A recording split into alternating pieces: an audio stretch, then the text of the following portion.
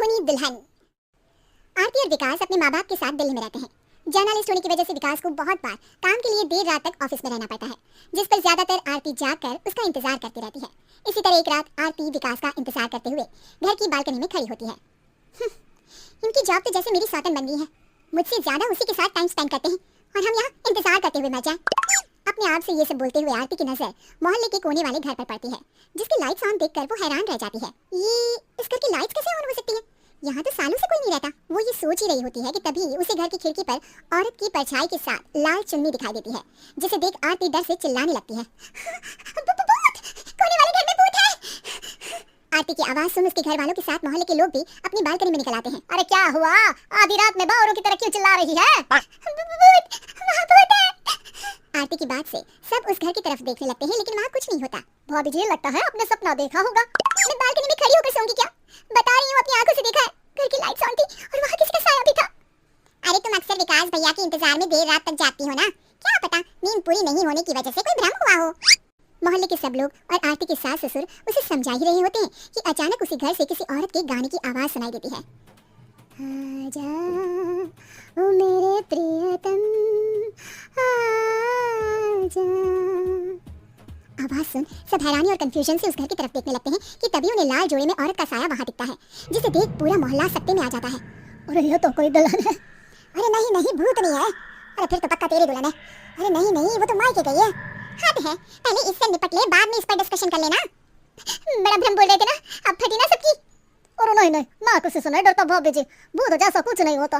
या तो इस घर के मालिक यहाँ आ गए हैं या फिर किसी ने खाली घर देखकर कब्जा कर लिया है। हमें वहाँ जाकर देखना चाहिए। बात में लॉजिक मानकर सब बाहर इकट्ठा हो जाते हैं कि तभी विकास भी वहाँ पहुँच जाता है। क्या बात है? इतनी रात को पूरा मोहल्ला यहाँ कैसे? भूतिया दुल्हन की वजह से।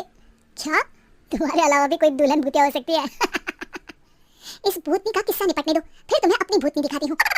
अब सारे लोग मिलकर विकास को पूरी बात बताते हैं, जिसे सुन वो भी उनके साथ जाने के लिए तैयार हो जाता है। जिसके बाद वो सब डरते हुए उस घर के सामने जाकर खड़े हो जाते हैं। तुम सब यहीं रुको, मैं अंदर जाता हूँ। अकेले जाओगे? अरे नहीं नहीं, आप सबकी नकली भूतनी भी तो होगी ना मेरे साथ।